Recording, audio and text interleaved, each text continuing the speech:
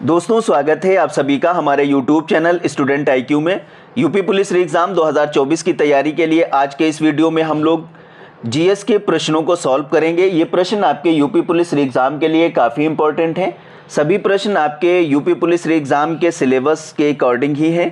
ठीक है दोस्तों, चलिए शुरू करते हैं। पहला प्रश्न है, निम्नलिखित में से किस जनजाति को हबशी और बदाशा के नाम से भी जाना जाता है। ठीक है, कौन सी ऐसी जनजाति है जिसे हबशी और बदाशा के नाम से जानते हैं। इसमें ऑप्शन सी करेक्ट आंसर है, सिद्धि। दोस्तों, सिद्धि जनजाति के लोग इंडो अफ्रीकी आदिवासी समुदाय से संबंधित हैं। इन्हें हबशी और बदाशा के नाम से जाना जाता है। भारत में ये गुजरात और महाराष्ट्र, कर्नाटक राज्य में पाए जाते हैं। अगला प्रश्न है, निम्न कथनों में से कौन लेटेराइट मिट्टी के संबंध में सही नहीं है।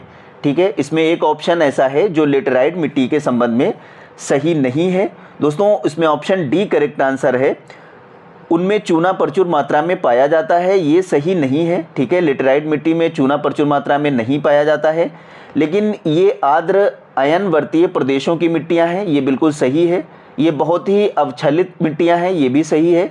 उनकी उर्वरता कम होती है, ये तीनों सही हैं, लेकिन उनमें चूना प्रचुर मात्रा में पाया जाता है। ये लेटेराइट मिट्टी से संबंधित नहीं है। ठीक है, लेटेराइट मिट्टी प्रायद्वीपीय भारत के पठारों के ऊपरी भागों में विकसित हुई है। ठीक है, इस मिट्टी में लौह ऑक्साइड और एल्युमिनियम ऑक्साइड की प्रचुर मात्रा पाई जाती है। आगे बढ़ते हैं। अगला प्रश्न है, कोणधारी वन नहीं पाए जाते हैं। दोस्तों, इसमें ऑप्शन ए करेक्ट आंसर है, अमेजनिया में। ठीक है, कोणधारी वन अमेजनिया में नहीं पाए जाते हैं। आगे बढ़ते हैं। अगला प्रश्न है, यूरोपीय ट्रांसकॉन्टिनेंटल रेल मार्ग कहां से कहां तक चलती है। इसमें ऑप्शन सी करेक्ट आंसर हो जाएगा, पेरिस से बारसा। दोस्तों, ओरिएंटल ट्रांसकॉन्टिनेंटल रेल मार्ग पेरिस से बारसा तक चलती है। आगे बढ़ते हैं। अगला प्रश्न है, विश्व में पहला परमाणु बिजली घर कहां पर स्थापित किया गया था। वेरी इंपॉर्टेंट प्रश्न है दोस्तों। इसमें ऑप्शन डी करेक्ट आंसर है, यूएसए। दोस्तों, विश्व में सबसे पहले 1951 में यूएसए में बिजली घर स्थापित किया गया था। अगला प्रश्न है, कंटास किस देश की अंतर्राष्ट्रीय वायु सेवाएं हैं। इसमें ऑप्शन ए करेक्ट आंसर है, ऑस्ट्रेलिया। दोस्तों, कंटास ऑस्ट्रेलिया की अंतर्राष्ट्रीय वायु सेवाएं हैं। नीदरलैंड की सेवा है आपके KLM रॉयल एयरलाइंस। ईरान की सेवा है नेशनल एयरलाइंस। जर्मनी, इसकी सेवा है लुफ्थहांसा एयरलाइंस। ठीक है, तो कंटास ऑस्ट्रेलिया की अंतर्राष्ट्रीय वायु सेवाएं हैं। आगे बढ़ते हैं। अगला प्रश्न है, उष्णकटिबंधीय चक्रवात को चीन, फिलीपींस और जापान में क्या कहा जाता है। इसमें आपका ऑप्शन बी करेक्ट आंसर है, टाइफून।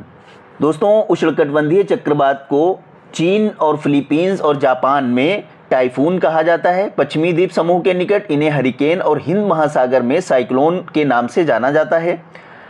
अगला प्रश्न है, टॉर्नेडो की हवाएं कितने किलोमीटर घंटे की चाल से प्रवाहित होती हैं। वेरी इंपॉर्टेंट है दोस्तों। इसमें ऑप्शन बी करेक्ट आंसर होगा, 800 किलोमीटर प्रति घंटा। ठीक है, टॉर्नेडो की हवाएं 800 किलोमीटर प्रति घंटा की रफ्तार से चलती हैं। टॉर्नेडो किसी भी प्रकार के चक्रवात से अधिक तेज होती है। ये यूएसए और गौण रूप से ऑस्ट्रेलिया में उत्पन्न होते हैं।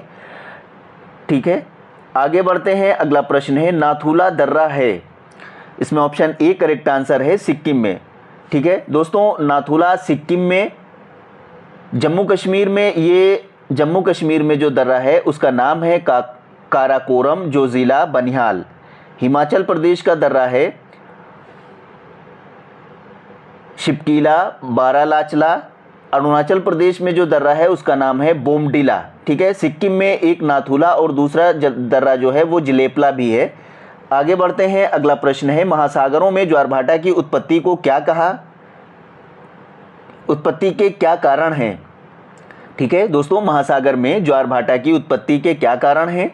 इसमें ऑप्शन सी करेक्ट आंसर है, सूर्य और चंद्रमा के संयुक्त प्रभाव। ठीक है, महासागरों में जो ज्वार-भाटा आता है वो सूर्य और चंद्रमा के संयुक्त प्रभाव की वजह से आता है। आगे बढ़ते हैं, अगला प्रश्न है, निम्नलिखित में से कौन भूमध्य रेखा पर अवस्थित है? ठीक है, इसमें से कौन सा देश है जो भूमध्य रेखा पर अवस्थित है? इसमें ऑप्शन सी करेक्ट आंसर है। केवल 2 और 3, 2 और 3 में क्या है? 2 में है कोलंबिया और तीसरा है केन्या। इसमें 2 देश ऐसे हैं जो भूमध्य रेखा पर अवस्थित हैं। आगे बढ़ते हैं, अगला प्रश्न है, रूर बेसिन प्रसिद्ध औद्योगिक क्षेत्र है।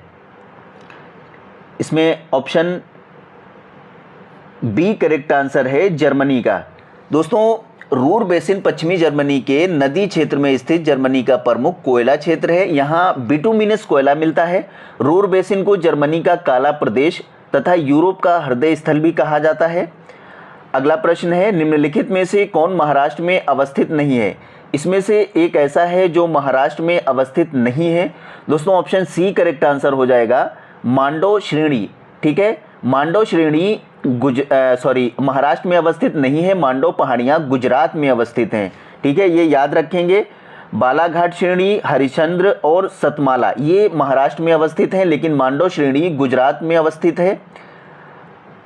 अगला प्रश्न है, कूलगार्डी ऑस्ट्रेलिया के जिस प्रांत में स्थित है वो क्या है? वो कौन सा स्थान है, कौन सा प्रदेश है? उसका नाम है वेस्टर्न ऑस्ट्रेलिया। दोस्तों, ऑप्शन डी करेक्ट आंसर हो जाएगा।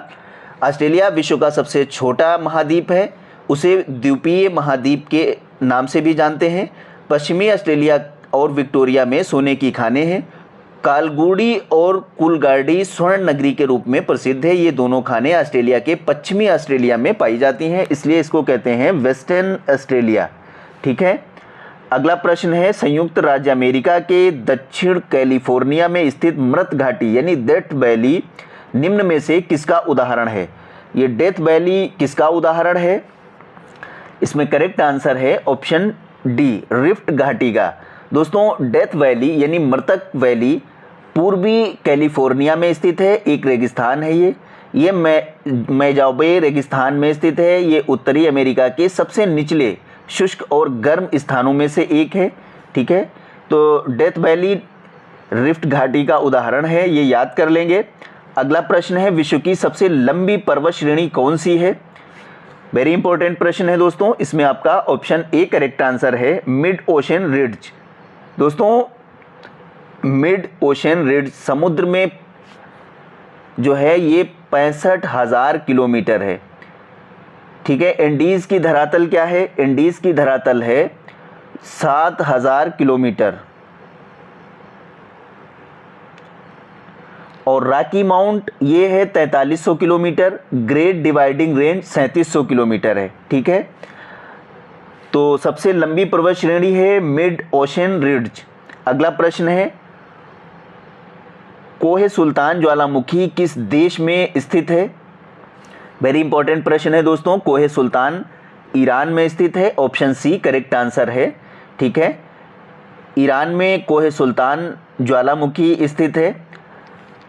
तंजानिया में किलीमंजारो है। जापान में फ्यूजियामा, मैक्सिको में पेरिकुटिन और पनोटोकैटिपे स्थित है। ठीक है, अगला प्रश्न है, सरदार सरोवर परियोजना में निम्न में से कौन सा राज्य शामिल नहीं है?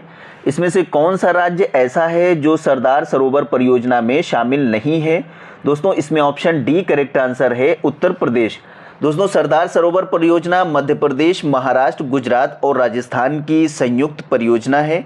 इस परियोजना से सबसे ज़्यादा बेनिफिट यानी लाभ जो है वो गुजरात राज्य को मिलता है सरदार परियोजना से, और इसमें उत्तर प्रदेश राज्य शामिल नहीं है। आगे बढ़ते हैं, अगला प्रश्न है, किस युग में जीवों का पदार्पण स्थल भाग पर हुआ था? इसमें ऑप्शन ए करेक्ट आंसर है, सिल्यूरियन शक में। ठीक है, सिल्यूरियन शक में जीवों का पदार्पण स्थल भाग पर हुआ था।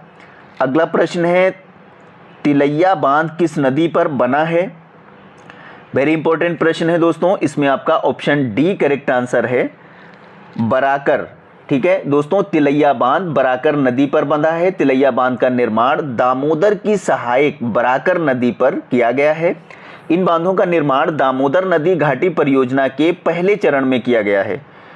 अगला प्रश्न है, निम्नलिखित में से कौन सा सबसे गहरा सागर है।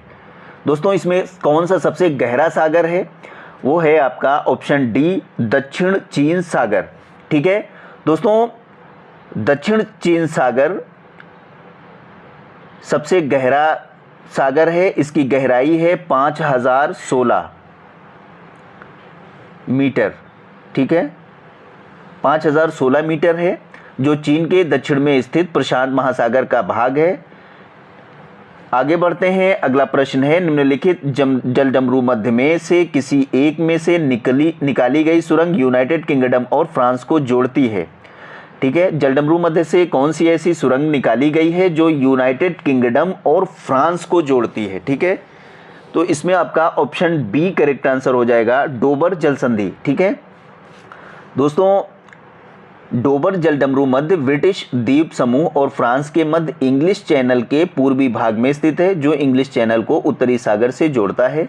इस जलडमरू मध्य में 3 जलीय रेल सुरंगें बनाई गई हैं, जो इंग्लैंड के फोल्क स्टोन और फ्रांस के कैलाइस शहर को जोड़ती है। ठीक है, तो ये डोबर जल संधि है जो यूनाइटेड किंगडम और फ्रांस को जोड़ती है। अगला प्रश्न है, डोनबास क्षेत्र प्रसिद्ध है, किसके लिए प्रसिद्ध है दोस्तों डोनबास क्षेत्र। इसमें ऑप्शन ए करेक्ट आंसर है, कोयले के लिए। ठीक है दोस्तों, डोनबास यूरोप महाद्वीप में स्थित एक ऐतिहासिक, सांस्कृतिक और आर्थिक क्षेत्र है, जो पूर्वी यूक्रेन और दक्षिण पश्चिम रूस में स्थित है। ये क्षेत्र डोनेट्स नदी के बेसिन में स्थित एक महत्वपूर्ण कोयला क्षेत्र है। तो डोनबास याद रखेंगे, कोयले के लिए प्रसिद्ध है। अगला प्रश्न है, समभारी रेखाएं क्या दर्शाती हैं। वेरी इंपॉर्टेंट प्रश्न है दोस्तों, समभारी रेखाएं क्या दर्शाती हैं। इसमें ऑप्शन डी करेक्ट आंसर है, दाब। ठीक है, समान मेघाच्छादन वाले स्थानों को मिलाने वाली काल्पनिक रेखा को सममेघ रेखा कहते हैं। समान वायुदाब वाले स्थानों को मिलाने वाली काल्पनिक रेखाओं को समवर्षा रेखा और सागरों महासागरों के में समान लवणता वाले बिंदुओं को मिलाने वाली काल्पनिक रेखा को समलवण रेखा कहते हैं। ठीक है, तो ये समभारी रेखाएं दाब को दर्शाती हैं। अगला प्रश्न है, निम्नलिखित में से कौन सी आकृति वलन द्वारा निर्मित नहीं होती है। ऐसी कौन सी आकृति है दोस्तों जो वलन द्वारा निर्मित नहीं होती है। इसमें ऑप्शन डी करेक्ट आंसर है, उत्खंड। ठीक है, जब 2 भ्रंशों के बीच का स्तंभ ऊपर उठ जाता है और किनारे के स्तंभ यथावत रहते हैं तो उत्खंड का निर्माण होता है। यूरोप का हार्ज पर्वत इसका उदाहरण है। ठीक है, किसका उदाहरण है, उत्खंड का। ये आकृति वलन द्वारा निर्मित नहीं होती है। अगला प्रश्न है, शीत आर्द्र प्रदेशों में अपक्षालन द्वारा बनती है। शीत आर्द्र प्रदेशों में अपक्षालन द्वारा बनती है। इसमें आपका ऑप्शन सी करेक्ट आंसर है, पॉड जॉल्स। ठीक है दोस्तों, शीत आर्द्र प्रदेश टैगा प्रदेश में अपक्षालन के द्वारा पॉडजॉल मिट्टी का निर्माण होता है। अगला प्रश्न है, सतलज नदी निकलती है। वेरी इंपॉर्टेंट प्रश्न है दोस्तों, इसमें आपका ऑप्शन सी करेक्ट आंसर है, कैलाश प्रदेश से। दोस्तों, सतलज नदी कैलाश पर्वत के दक्षिणी ढालों पर मानसरोवर झील के निकट 500 मीटर की ऊंचाई पर राकस ताल से निकलती है। ये भी याद कर लेंगे, कहाँ से, राकस ताल। सतलज नदी कैलाश श्रेणी के राकस ताल से निकलती है। अगला प्रश्न है, निम्नलिखित में से किन लहरों द्वारा भूकंप में जान माल की सर्वाधिक क्षति होती है। भूकंप की कौन सी लहरें हैं जिनमें सबसे ज़्यादा जान माल की हानि होती है। इसका करेक्ट आंसर है ऑप्शन ए, एल लहरें। ठीक है दोस्तों, एल लहरें तरंगों का संचरण केवल धरातल पर ही होता है। पृथ्वी के आंतरिक भाग में ये तरंगें विलुप्त हो जाती हैं। ये तरंगें आड़े तिरछे धक्के देती हुई कंपन की गति से सबसे ज़्यादा अधिक होती हैं और यही तरंगें सबसे ज़्यादा विनाशकारी होती हैं। तो एल लहरें आप लोग याद कर लेंगे, सबसे ज़्यादा विनाशकारी होती हैं। अगला प्रश्न है, कुतुब मीनार को यूनेस्को के विश्व धरोहर स्थल में कब शामिल किया गया था? दोस्तों इसमें करेक्ट आंसर है ऑप्शन डी, 1993 में। ये एक 5 बहुमंजिला लाल बलुआ पत्थर की 72.5 मीटर ऊंची इमारत है। ये भी याद करेंगे कितनी ऊंची है, 72.5 मीटर ऊंची मीनार है। इस मीनार का निर्माण 13वीं शताब्दी में मुस्लिम विजेताओं ने अपनी जीत के उपलक्ष्य में कराया था। इसके आसपास अलाई दरवाज़ा गेट भी है। कुतुब मीनार के निर्माण की प्रक्रिया में लगभग 75 साल लगे थे। इसे वर्ष 1993 में यूनेस्को की विश्व धरोहर स्थल में शामिल किया गया है।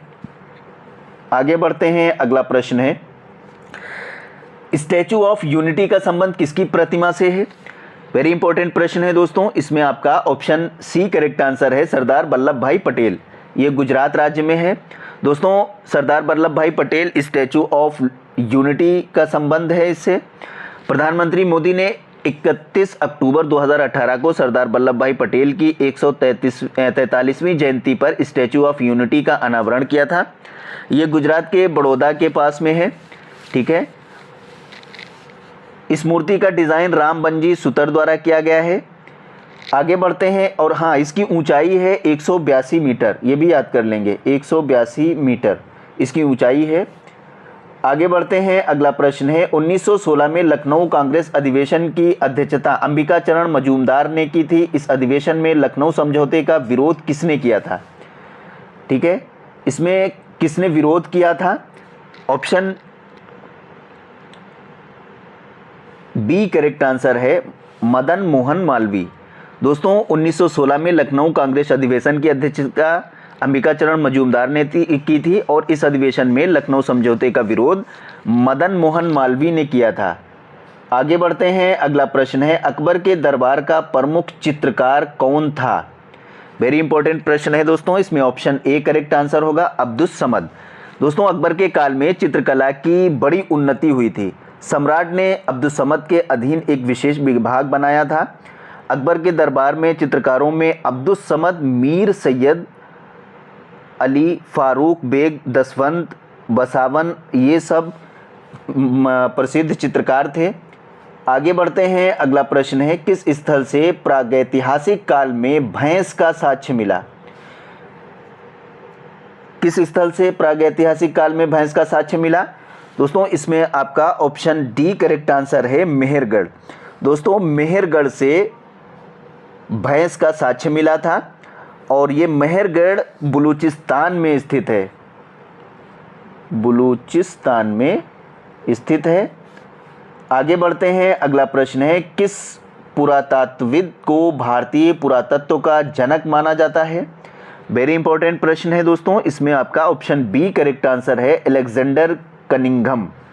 ठीक है दोस्तों, अलेक्जेंडर कनिंघम को पुरातत्वविद को भारतीय पुरातत्व का जनक माना जाता है।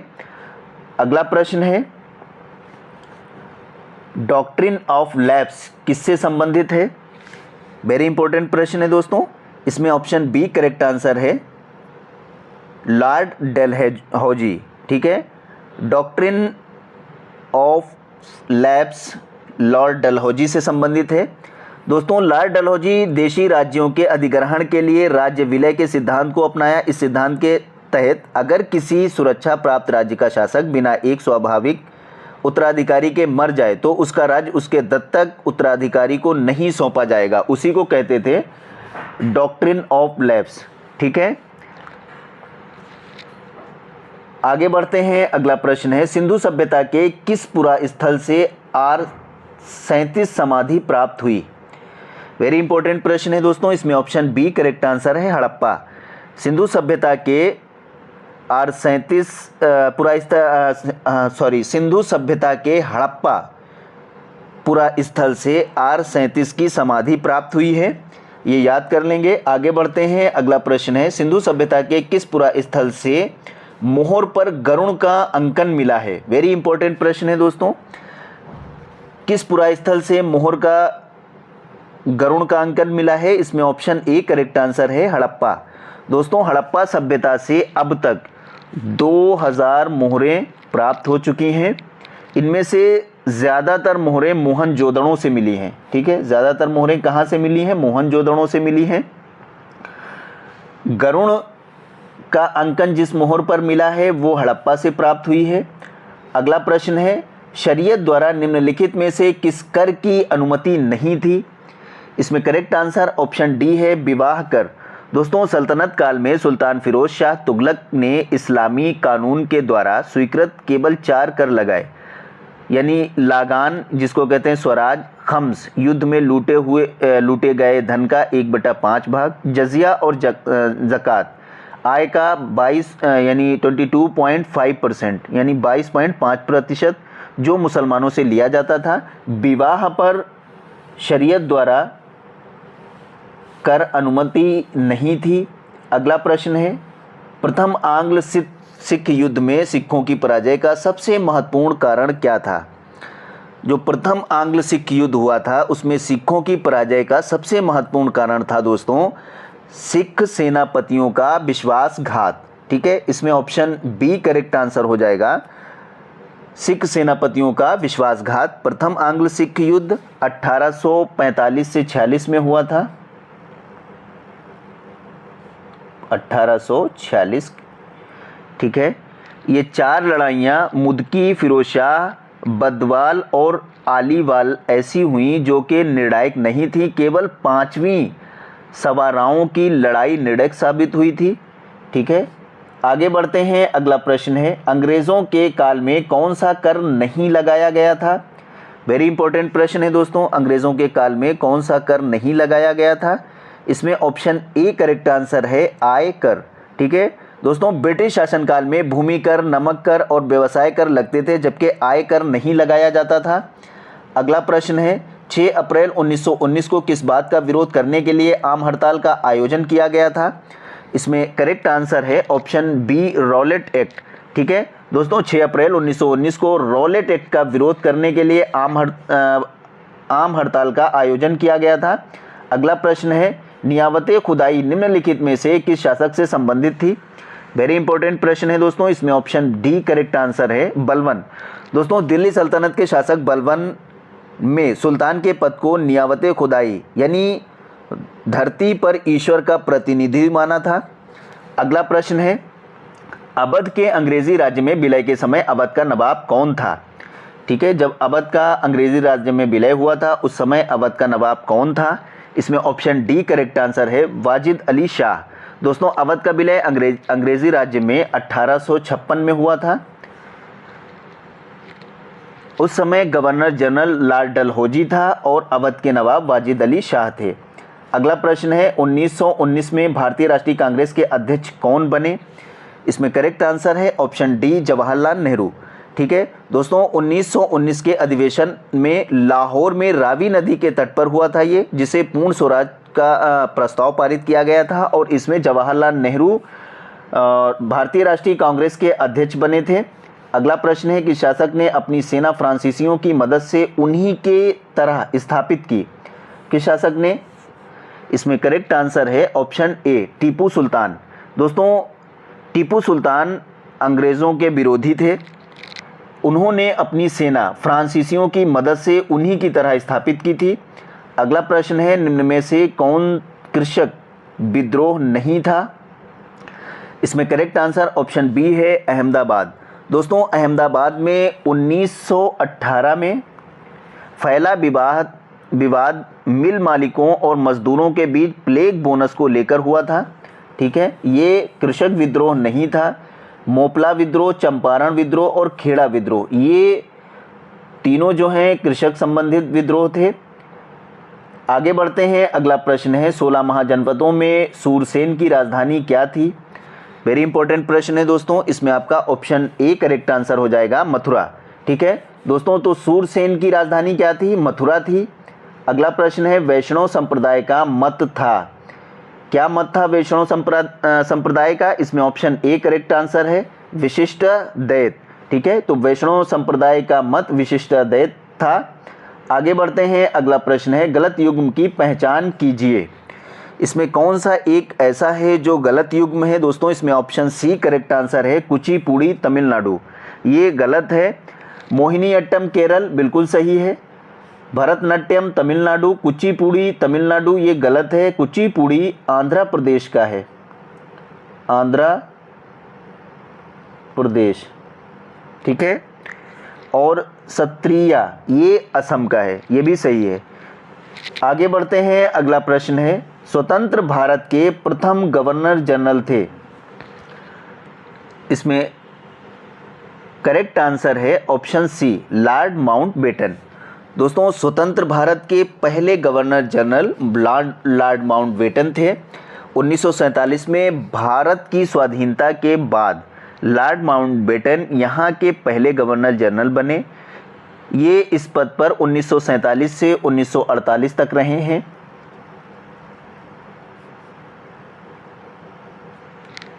इसके बाद सी राजगोपालाचारी गवर्नर जनरल बने, जो इस पद पर 1948 से 1950 तक रहे, ठीक है।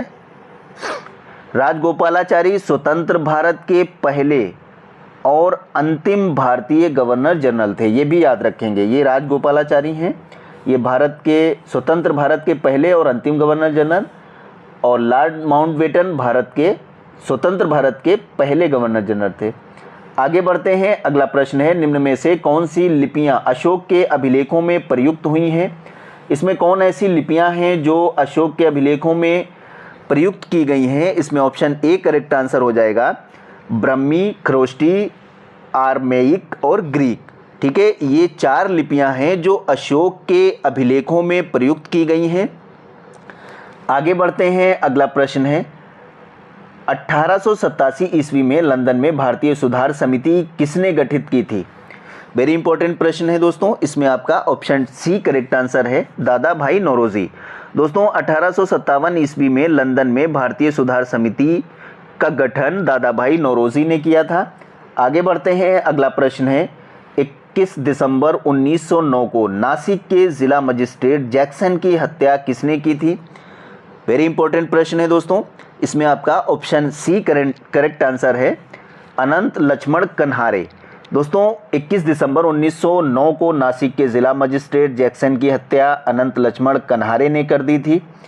आगे बढ़ते हैं, अगला प्रश्न है, 1904 ईस्वी में सहारनपुर में भारत माता सोसाइटी नामक एक गुप्त संस्था की स्थापना किसने की थी?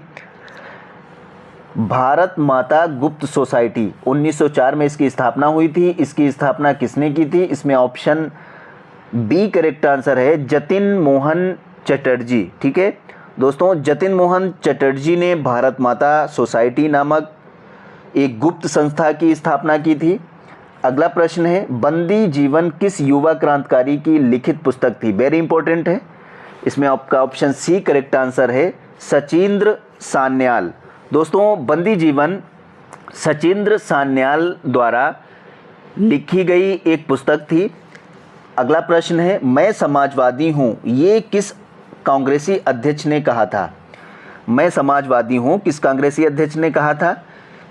इसमें ऑप्शन ए है जवाहरलाल नेहरू, बी राजेंद्र प्रसाद, सी महात्मा गांधी, डी दादा भाई नौरोजी। दोस्तों, इसमें करेक्ट आंसर है ऑप्शन ए जवाहरलाल नेहरू। जवाहरलाल नेहरू ने कहा था मैं समाजवादी हूँ, ठीक है। आगे बढ़ते हैं, अगला प्रश्न है, निम्न में से असत्य कथन पहचानिए। इसमें एक कथन असत्य है, उसको पहचानना है, ठीक है। इसमें ऑप्शन डी जो है वो असत्य कथन है, हुमायूं का मकबरा चारबाग पद्धति में बना द्वितीय स्थापत्य स्मारक है। ये क्या है? ये असत्य है, ये सही नहीं है। दोस्तों, हुमायूं का मकबरा चारबाग पद्धति में बना पहला स्थापत्य स्मारक है, ठीक है, दूसरा नहीं। ये दूसरे की वजह से यहाँ गलत हो गया है। ये बिल्कुल सही है, लेकिन यहाँ प्रथम होना चाहिए, पहला होना चाहिए, ठीक है, पहला स्थापत्य स्मारक है। बाकी 3 ऑप्शन है। हुमायूं के मकबरे का निर्माण 1560 में हुआ था, हाजी बेगम ने शुरू करवाया, ये भी सही है। हुमायूं मकबरे को ताजमहल का पूर्वगामी माना जाता है, ये भी सही है। हुमायूं मकबरा ज्यामिति चतुर्भुज आकार के बने उद्यान के मध्य एक ऊंचे चबूतरे पर स्थित है। ये तीनों ऑप्शन सही हैं। ऑप्शन डी असत्य है, ठीक है, ये द्वितीय नहीं प्रथम स्थापत्य स्मारक था। आगे बढ़ते हैं, अगला प्रश्न है, निम्नलिखित में से कौन सा युग्म गलत है? ठीक है। इसमें एक युग्म ऐसा है जो गलत है दोस्तों। इसमें करेक्ट आंसर है ऑप्शन डी, नगीना मस्जिद दिल्ली।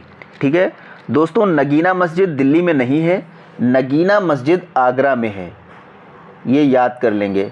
ठीक है, बाकी तीनों ऑप्शन सही हैं। दीवाने आम फतेहपुर सीकरी बिल्कुल सही है, दीवाने ख़ास फतेहपुर सीकरी ये भी सही है। जहांगीर का मकबरा शाहदरा लाहौर, ठीक है, जहांगीर का मकबरा कहाँ है, लाहौर में है।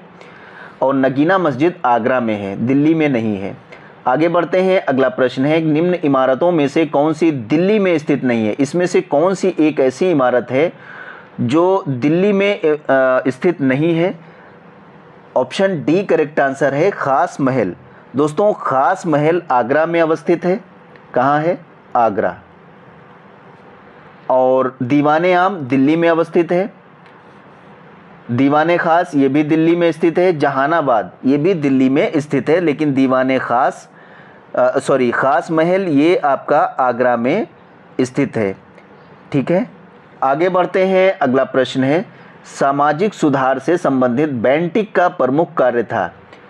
वेरी इंपॉर्टेंट प्रश्न है दोस्तों, सामाजिक सुधार से संबंधित बेंटिक ने सबसे प्रमुख काम क्या किया था। इसमें ऑप्शन बी करेक्ट आंसर है, सती प्रथा। दोस्तों राजा राम मोहन रॉय और अन्य प्रबुद्ध भारतीयों की प्रेरणा से लॉर्ड विलियम बेंटिक ने दिसंबर 1829 में विधवाओं को जलाना यानी सती प्रथा को अवैध घोषित कर दिया था। शुरू में ये कानून बंगाल प्रेसिडेंसी में लागू किया गया था। इसे 1830 ईस्वी में बम्बई और मद्रास प्रेसिडेंसी में भी लागू किया गया था। ठीक है, 1829 में ये बंगाल प्रेसिडेंसी में लागू हुआ था, लेकिन 1830 में मद्रास और बम्बई प्रेसिडेंसी में भी ये लागू हुआ था। तो बेंटिक का प्रमुख कार्य सती प्रथा था। आगे बढ़ते हैं, अगला प्रश्न है, सर्वज्ञाता की घोषणा का रचयिता कौन था। इसमें करेक्ट आंसर है ऑप्शन सी, शेख मुबारक। दोस्तों सितंबर 1579 ईस्वी में 1579 फैज़ी और अब्दुल फजल के पिता शेख मुबारक ने बादशाह के कहने से मजहर यानी सर्वज्ञाता का प्रपत्र पेश किया, जिसके द्वारा सारे देश में इस्लाम संबंधी विवादों में अकबर को 5 फैसले करने का अधिकार दिया गया था, यानी 5 फैसले। इसमें कहा गया था कि इस्लाम धर्म का राजा, मानवता का आश्रय स्थल, स्वामी भक्तों का सेनापति, संसार में ईश्वर का स्वरूप, अब्दुल फतेह जलालुद्दीन मोहम्मद अकबर बादशाह गाजी सबसे अधिक न्यायप्रिय और बुद्धिमान राजा है और उसे ईश्वर का ज्ञान प्राप्त है। यही सर्वज्ञाता की घोषणा थी। ठीक है, तो इसके रचयिता थे शेख मुबारक। आगे बढ़ते हैं, अगला प्रश्न है, अपनी समृद्धि और ऐश्वर्य के लिए किस प्राचीन नगर को महोदय नगर कहा जाता है। वेरी इंपॉर्टेंट प्रश्न है दोस्तों, महोदय नगर। इसका ऑप्शन सी करेक्ट आंसर है, कान्यकुब्ज। ठीक है, उत्तर प्रदेश के फर्रुखाबाद में स्थित कान्यकुब्ज यानी कन्नौज का एक प्राचीन नाम महादेव नगर भी था। पुराणों के अनुसार इसकी स्थापना पुरुरवा के पुत्र अमावसु ने की थी। इसका प्राचीन नाम महोदय भी मिलता है। ठीक है, आगे बढ़ते हैं, अगला प्रश्न है, अंतर्राष्ट्रीय कृषि विकास कोष में सदस्य देशों की संख्या कितनी है। वेरी इंपॉर्टेंट प्रश्न है दोस्तों, इसमें आपका ऑप्शन डी करेक्ट आंसर है, 177। ठीक है दोस्तों, अंतर्राष्ट्रीय कृषि विकास कोष में सदस्य देशों की संख्या 177 है। इसका गठन 1977 में हुआ था। इसका मुख्यालय रोम में है, ये भी याद कर लेंगे। इसका मुख्य उद्देश्य है गरीब लोगों के उत्पादक क्षमता में वृद्धि करना और बाजार की भागीदारी के बीच से उनके लाभ में वृद्धि करना। ठीक है, आगे बढ़ते हैं, अगला प्रश्न है, निम्नलिखित में से कौन सा युग्म सुमेलित नहीं है। ठीक है, इसमें एक युग्म ऐसा है जो सुमेलित नहीं है। दोस्तों इसमें करेक्ट आंसर है option D, currency note press Nagpur. ठीक है दोस्तों, करेंसी नोट प्रेस जो कि नासिक में है, यहाँ उच्च सुरक्षा मानकों वाले नोट की छपाई का काम होता है। पहले यहाँ अन्य देशों जैसे नेपाल, बांग्लादेश, इराक इत्यादि बैंक की नोटों की छपाई का भी काम किया जाता है। तो ये सुमेलित नहीं है, ये नागपुर में नहीं है, ठीक है, ये नासिक में है। करेंसी नोट प्रेस नासिक में है, ये याद कर लेंगे, ठीक है। सिक्योरिटी प्रिंटिंग प्रेस हैदराबाद, बिल्कुल सही है। सिक्योरिटी पेपर मिल होशंगाबाद, ये भी सही है। बैंक नोट प्रेस देवास, ये भी सही है। आगे बढ़ते हैं, अगला प्रश्न है, भारत में प्रमुख क्रेडिट रेटिंग एजेंसी निम्न में से कौन सी है? प्रमुख क्रेडिट रेटिंग एजेंसी कौन सी है? वेरी इंपॉर्टेंट प्रश्न है। इसमें ऑप्शन डी करेक्ट आंसर है। ये तीनों क्रेडिट रेटिंग श्रेणी में आती हैं और क्रेडिट रेटिंग श्रेणी या उधार लेने वाले की शाख क्षमता या उधार लौटाने की क्षमता का निर्धारण भारत में कुछ प्रमुख क्रेडिट रेटिंग एजेंसी करती हैं। इसमें है ICRA, CRI, CIL, CIBIL, ठीक है, ये भारत की प्रमुख क्रेडिट रेटिंग एजेंसी हैं। आगे बढ़ते हैं, अगला प्रश्न है, 8वीं पंचवर्षीय योजना के अंतर्गत योजना आयोग ने भारत को कितने कृषि जलवायु प्रदेशों में विभक्त किया? दोस्तों ये बहुत ही इम्पोर्टेंट प्रश्न है। ये प्रश्न अक्सर आपके परीक्षा में पूछा जाता है कि कृषि जलवायु प्रदेश भारत में कितने हैं, और ये 8वीं पंचवर्षीय योजना के अंतर्गत इसे विभक्त किया गया है। इसमें आपका ऑप्शन बी करेक्ट आंसर है, 15, ठीक है। दोस्तों 8वीं पंचवर्षीय योजना में योजना आयोग द्वारा 1989 में भारत को 15 कृषि जलवायु क्षेत्रों में बांटा गया था। इन कृषि जलवायु प्रदेशों में निर्धारण उस क्षेत्र के विशेष भौतिक गुणों और सामाजिक आर्थिक विशेषताओं को आधार बनाया गया है। आगे बढ़ते हैं, अगला प्रश्न है, राष्ट्रीय बाघ संरक्षण प्राधिकरण की स्थापना कब हुई थी? वेरी इंपॉर्टेंट प्रश्न है दोस्तों। इसमें ऑप्शन सी करेक्ट आंसर है, 2005, ठीक है। 2005 में राष्ट्रीय बाघ संरक्षण प्राधिकरण की स्थापना हुई थी। इसके कार्यों में बाघ संरक्षण को मजबूती प्रदान करना शामिल है। इसका गठन वन्यजीव संरक्षण अधिनियम 1972 के प्रावधान के तहत किया गया है। वन्यजीव संरक्षण अधिनियम कब आया था? 1972 में, और उसी के तहत इसका प्रावधान किया गया है, ठीक है। ये एक वैधानिक निकाय है, ये भी याद रखेंगे। आगे बढ़ते हैं, अगला प्रश्न है, निम्न में से कौन एक एजेंडा 21 से संबंधित है? वेरी इंपॉर्टेंट प्रश्न है। इसमें आपका ऑप्शन बी करेक्ट आंसर है, रियो सम्मेलन। दोस्तों एजेंडा 21 का संबंध रियो सम्मेलन से है, ये जिसमें 21वीं शताब्दी और उसके आगे पर्यावरण संरक्षण और विकास के लिए राष्ट्रों के अधिकारों और कर्तव्यों का उल्लेख है। आगे बढ़ते हैं, अगला प्रश्न है, प्रिय लैनुरस बिब्रीनस किसका वैज्ञानिक नाम है? वेरी इंपॉर्टेंट प्रश्न है दोस्तों। इसमें आपका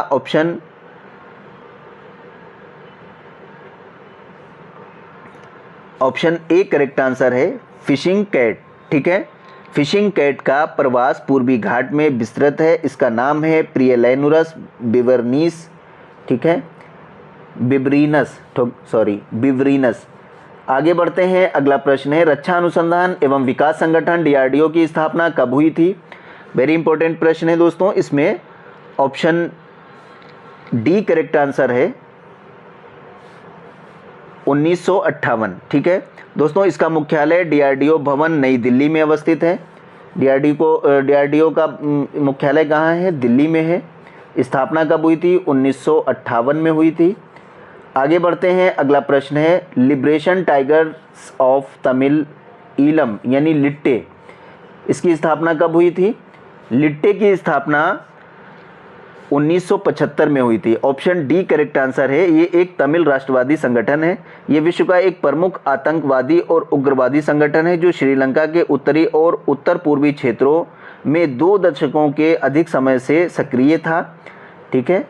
आगे बढ़ते हैं, अगला प्रश्न है, पौधों में जाइलम की उपस्थिति से निम्नलिखित में से क्या होता है? वेरी इंपॉर्टेंट प्रश्न है। इसमें ऑप्शन बी करेक्ट आंसर है, जल का वहन, ठीक है। दोस्तों पौधों में जाइलम की उपस्थिति जल का वहन इससे होता है, ठीक है। आगे बढ़ते हैं, अगला प्रश्न है, निम्नलिखित में से कौन सा पादप हार्मोन है? वेरी इंपॉर्टेंट है। इसमें आपका ऑप्शन ए करेक्ट आंसर है साइटोकाइनिन। ठीक है दोस्तों, साइटोकाइनिन एक पादप हार्मोन है। आगे बढ़ते हैं, अगला प्रश्न है, निम्नलिखित में से कौन सा एक प्राकृतिक फल पकाने वाला हार्मोन है? वेरी इंपॉर्टेंट प्रश्न है दोस्तों, इसमें आपका ऑप्शन डी करेक्ट आंसर है एथिलीन। ठीक है, एथिलीन एक प्राकृतिक फल पकाने वाला हार्मोन है। अगला प्रश्न है, पौधों में व्हाइट बड रोड किसकी कमी से होता है? व्हाइट बड रोड, इसमें ऑप्शन बी करेक्ट आंसर है जिंक। ठीक है, जिंक की कमी से पौधों में व्हाइट बड रोग होता है। अगला प्रश्न है, राष्ट्रीय किसान दिवस प्रत्येक वर्ष किस तिथि को मनाया जाता है? किसान दिवस हर साल किस तिथि को मनाया जाता है? ऑप्शन ए 21 दिसंबर, बी 22 दिसंबर, सी 23 दिसंबर, डी 24 दिसंबर। दोस्तों इसमें करेक्ट आंसर ऑप्शन सी है 23 दिसंबर। भारत में हर साल 23 दिसंबर को राष्ट्रीय किसान दिवस के रूप में मनाया जाता है। इस दिवस का आयोजन भारतीय समाज के विकास में किसानों के योगदान को रेखांकित करने के लिए मनाया जाता है। ये दिवस भारत के 5वें प्रधानमंत्री चौधरी चरण सिंह की जयंती के उपलक्ष्य में मनाया जाता है। ठीक है, आगे बढ़ते हैं, अगला प्रश्न है, निम्नलिखित किस फसल में नील हरित शैवाल मुख्यतः जैव उर्वरक के रूप में प्रयोग होते हैं? वेरी इंपॉर्टेंट प्रश्न है दोस्तों, इसमें ऑप्शन डी करेक्ट आंसर है धान। ठीक है, विभिन्न फसलों में सूक्ष्म जीवों जैसे एजोटोबैक्टर, राइजोबियम, नील हरित शैवाल और फॉस्फेट बैक्टीरिया का प्रयोग किया जाता है। ये सभी सूक्ष्म जीव विभिन्न प्रक्रियाओं तथा नाइट्रोजन निर्धारण, फास्फेट एवं पौधे वृद्धि तत्वों के उत्पादन द्वारा पौधों के वर्धन को उत्साहित करते हैं। नील हरित शैवाल का उपयोग जैव उर्वरक के रूप में नत्रजन आपूर्ति हेतु धान की फसल में किया जाता है। ठीक है, आगे बढ़ते हैं, अगला प्रश्न है, राष्ट्रीय कृषि अनुसंधान प्रबंध अकादमी कहाँ स्थित है? वेरी इंपॉर्टेंट प्रश्न है दोस्तों, इसमें ऑप्शन ए करेक्ट आंसर है हैदराबाद। ठीक है, राष्ट्रीय कृषि अनुसंधान प्रबंधन अकादमी हैदराबाद में स्थित है। अगला प्रश्न है, संविधान दिवस प्रत्येक वर्ष किस तिथि को मनाया जाता है? वेरी इंपॉर्टेंट प्रश्न है, इसमें ऑप्शन डी करेक्ट आंसर है 26 नवंबर। दोस्तों हर साल 26 नवंबर को संविधान दिवस के रूप में मनाया जाता है। 26 नवंबर को राष्ट्रीय कानून दिवस के रूप में भी मनाया जाता है। वर्ष 2015 में संविधान निर्माता डॉक्टर भीमराव अंबेडकर की 125वीं जयंती के उपलक्ष्य में 26 नवंबर को सामाजिक न्याय और अधिकारिता मंत्रालय ने संविधान दिवस के रूप में मनाने के केंद्र सरकार के फैसले को अधिसूचित किया। 26 नवंबर 1949 को देश की संविधान सभा ने वर्तमान संविधान को विधिवत रूप से अपनाया था। ठीक है, इसीलिए 26 नवंबर को संविधान दिवस मनाया जाता है और ये 2015 से इसका जो है शुरुआत हुई है। आगे बढ़ते हैं, अगला प्रश्न है, भारतीय संघ की भारतीय संघ की बात किस एक्ट में की गई है? किस एक्ट में भारतीय संघ की बात की गई है? इसमें ऑप्शन ए करेक्ट आंसर है 1935। दोस्तों भारत शासन अधिनियम या भारतीय सरकार अधिनियम 1935 में एक अखिल भारतीय संघ की बात कही गई थी। इस अधिनियम के तहत प्रस्तावित संघ में सभी ब्रिटिश भारतीय प्रांतों, मुख्य आयुक्त और प्रांतों, सभी भारतीय प्रांतों का सम्मिलित होना जरूरी था, लेकिन देशीय रियासतों का शामिल होना वैकल्पिक था, यानी ऑप्शनल था। ठीक है, तो 1935 में भारतीय संघ की बात की गई है। आगे बढ़ते हैं, अगला प्रश्न है, भारतीय संविधान के भाग एवं अनुच्छेद से संबंधित गलत युग्म की पहचान कीजिए। ठीक है, भाग क्या है? भाग है संघ एवं उसका राज्य क्षेत्र, अनुच्छेद 1 से 4। दूसरा भाग है आपात उपबंध, अनुच्छेद 352 से 360। निर्वाचन है अनुच्छेद 324 से 328। पंचायतें अनुच्छेद 343 से 343 का से 343 षणा तक। तो इसमें कौन सा गलत है दोस्तों? ऑप्शन सी गलत है, ये गलत युग्म है। निर्वाचन 324 से 328, ठीक है, ये गलत है। निर्वाचन है 324 से 329, ठीक है, बाकी ये तीनों सही है। आगे बढ़ते हैं, अगला प्रश्न है, भारत में राज्यों को विधानमंडलों का उच्च सदन कौन सा है? वेरी इंपॉर्टेंट प्रश्न है दोस्तों, इसमें ऑप्शन ए करेक्ट आंसर है विधान परिषद। ठीक है, संविधान के अनुच्छेद 168 2 के तहत जहां किसी राज्य में विधानमंडल के 2 सदन है वहां एक का नाम विधान परिषद या उच्च सदन, दूसरे का नाम विधानसभा यानी निम्न सदन है। जिस राज्य में केवल एक सदन है वहां उसका नाम विधानसभा होगा। ठीक है, तो विधान परिषद राज्यों के विधानमंडल का उच्च सदन होता है। आगे बढ़ते हैं, अगला प्रश्न है भारतीय राजनीतिक व्यवस्था में इनमें से कौन सर्वोच्च है? इनमें कौन सा सर्वोच्च है दोस्तों? इसमें ऑप्शन सी करेक्ट आंसर है, संविधान। ठीक है, भारतीय राजनीतिक व्यवस्था में संविधान सर्वोच्च है। संविधान से ही शासन के सभी अंग, अधिकार और शक्ति प्राप्त करते हैं। अगला प्रश्न है भारत के संविधान में समवर्ती सूची की अवधारणा ग्रहित की गई है। कहाँ से ग्रहित की गई है भारतीय संविधान में समवर्ती सूची की अवधारणा? इसमें ऑप्शन सी करेक्ट आंसर है, ऑस्ट्रेलिया के संविधान से। ठीक है, भारत की समवर्ती सूची को ऑस्ट्रेलिया के संविधान से लिया गया है। आगे बढ़ते हैं, अगला प्रश्न है मौलिक अधिकार क्या है? इसमें ऑप्शन ए करेक्ट आंसर है, वाद योग्य। ठीक है दोस्तों, मौलिक अधिकार वाद योग्य हैं, जबकि नीति निदेशक तत्व वाद योग्य नहीं है। ठीक है, आगे बढ़ते हैं, अगला प्रश्न है भारतीय संविधान का कौन सा अनुच्छेद प्रेस की स्वतंत्रता को आश्वासित करता है? वेरी इंपॉर्टेंट प्रश्न है। इसमें आपका ऑप्शन बी करेक्ट आंसर है, अनुच्छेद 19। दोस्तों, अनुच्छेद 19 एक का के अंतर्गत वर्णिक वाक्य और स्वतंत्रता और अभिव्यक्ति स्वतंत्रता के अधिकार में न्यायालय द्वारा इसको सम्मिलित माना गया है। ये प्रेस की स्वतंत्रता भी कहते हैं इसको। ठीक है, अनुच्छेद 19। अगला प्रश्न है निम्न में से किस एक परलेख द्वारा किसी व्यक्ति की स्वतंत्रता का महानतम रक्षक माना जाता है? वेरी इंपॉर्टेंट है दोस्तों, इसमें आपका ऑप्शन बी करेक्ट आंसर है, बंदी प्रत्यक्षीकरण। ठीक है, भारतीय संविधान के अनुच्छेद 32 के तहत उच्चतम न्यायालय को मौलिक अधिकारों को परिवर्तित कराने के लिए 5 तरह की रिट जारी करने की शक्ति है। पहला है बंदी प्रत्यक्षीकरण, दूसरा है परमादेश, तीसरा प्रतिषेध, चौथा उत्प्रेषण और पांचवा है अधिकार प्रच्छा। तो व्यक्ति की स्वतंत्रता का महानतम रक्षक बंदी प्रत्यक्षीकरण को माना जाता है। अगला प्रश्न है निम्नलिखित में से कौन संसद की लोक लेखा समिति की बैठक में उपस्थित रहता है? इसमें करेक्ट आंसर है ऑप्शन सी, भारत के नियंत्रक महालेखा परीक्षक। दोस्तों, भारत के नियंत्रक महालेखा परीक्षक संसद की लोक लेखा समिति की बैठकों में उपस्थित रहते हैं। अगला प्रश्न है विधान परिषद की साधारण विधेयक को किस अवधि तक रोक सकती है? यानी विधान परिषद किसी साधारण विधेयक को किस अवधि तक रोक सकती है? इसमें करेक्ट आंसर ऑप्शन बी है, 4 माह। दोस्तों, संविधान के अनुच्छेद 197 के तहत धन विधेयक के भिन्न विधेयक को यानी धन विधेयक से अगर कोई अलग विधेयक है उसको विधान परिषद पहली बार 3 महीने तक विधानसभा द्वारा पुनः पारित किए जाने पर 1 माह तक, कुल 4 माह तक ही रोक सकती है। ठीक है, पहली बार 3 महीने और दूसरी बार अगर विधानसभा ने पारित कर दिया तो 1 महीना और रोक लेगी, तो कुल मिलाकर 4 महीने ही विधान परिषद किसी साधारण विधेयक को रोक सकती है। अगला प्रश्न है निम्नलिखित उत्तर प्रदेश में अवनालिका अपरदन से सबसे अधिक प्रभावित जिला कौन सा है? वेरी इंपॉर्टेंट प्रश्न है दोस्तों, इसमें ऑप्शन ए करेक्ट आंसर है, इटावा। ठीक है दोस्तों, इटावा उत्तर प्रदेश में अवनालिका अपरदन से सबसे अधिक प्रभावित जिला है। अगला प्रश्न है गलत युग्म बताइए। इसमें एक गलत युग्म है दोस्तों, इसमें करेक्ट आंसर है ऑप्शन सी, कंस मेला अयोध्या। ठीक है, ये गलत है, कंस मेला अयोध्या में नहीं मथुरा में लगता है, ये याद कर लेंगे। कंस कृष्णा तो उसी से आप याद कर लेंगे।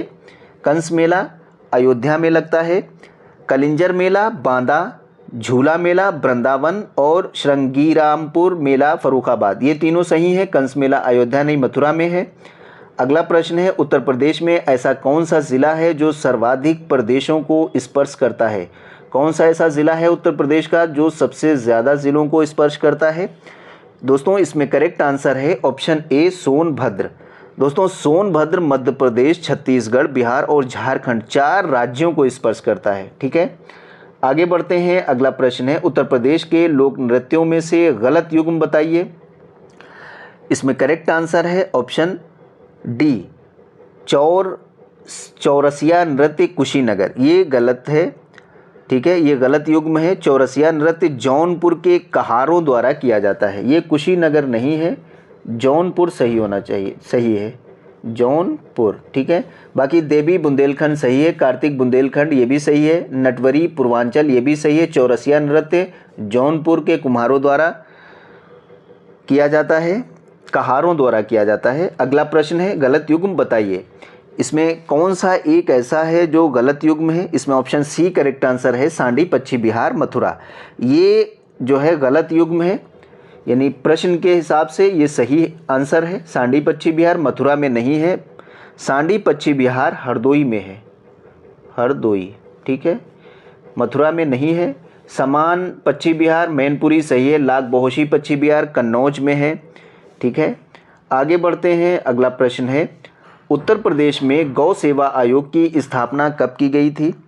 वेरी इंपॉर्टेंट प्रश्न है। इसमें ऑप्शन ए करेक्ट आंसर है 1999 में। दोस्तों उत्तर प्रदेश में गौ सेवा आयोग की स्थापना 1999 में की गई थी। अगला प्रश्न है गलत युग्म बताइए। इसमें करेक्ट आंसर है ऑप्शन बी, बिंदादीन पखावज। ये गलत है, बिंदादीन पखावज नहीं है। बिंदादीन जो है वो कत्थक से संबंधित है, कत्थक, ठीक है। किशन महाराज तबला वादन सही है, शंभू महाराज कत्थक ये भी सही है, पंडित रविशंकर सितार से संबंधित है ये भी सही है, ठीक है। बिंदादीन कत्थक से संबंधित है, पखावज गलत है। अगला प्रश्न है जनगणना 2011 के अनुसार उत्तर प्रदेश के किस जिले की दशकीय वृद्धि दर सर्वाधिक रही है? दोस्तों उत्तर प्रदेश का कौन सा ऐसा ज़िला है जिसकी दशकीय वृद्धि दर सबसे ज़्यादा रही है? इसमें ऑप्शन ए करेक्ट आंसर है, बहराइच, ठीक है। बहराइच की दशकीय वृद्धि दर सबसे ज़्यादा रही है। अगला प्रश्न है 2011 की जनगणना के अनुसार सबसे कम हिंदू प्रतिशत वाला राज्य कौन सा है? इसमें करेक्ट आंसर ऑप्शन ए है, मिजोरम। मिजोरम में हिंदू प्रतिशत 2.75% है, ठीक है। ये सबसे कम हिंदू प्रतिशत वाला ज़िला है, राज्य है। आगे बढ़ते हैं, अगला प्रश्न है नेशनल फिल्म अवार्ड 2023 में किस बेस्ट एक्टर्स का अवार्ड प्रदान किया गया? किसे बेस्ट एक्टर्स का अवार्ड मिला है? दोस्तों इसमें करेक्ट आंसर है ऑप्शन ए, आलिया भट्ट और कृति सेनन, इनको बेस्ट एक्टर का अवार्ड मिला है। अगला प्रश्न है हाल ही में किन दो कंपनियों को नवरत्न का दर्जा प्रदान किया गया? वेरी इंपॉर्टेंट प्रश्न है, कौन सी ऐसी दो कंपनियां हैं जिनको हाल ही में नवरत्न का दर्जा मिला है? इसमें ऑप्शन ए करेक्ट आंसर है, RITES लिमिटेड एवं इकॉर्न इंटरनेशनल लिमिटेड, ठीक है। ये दो कंपनियां हैं जिनको हाल ही में नवरत्न का दर्जा प्राप्त हुआ है।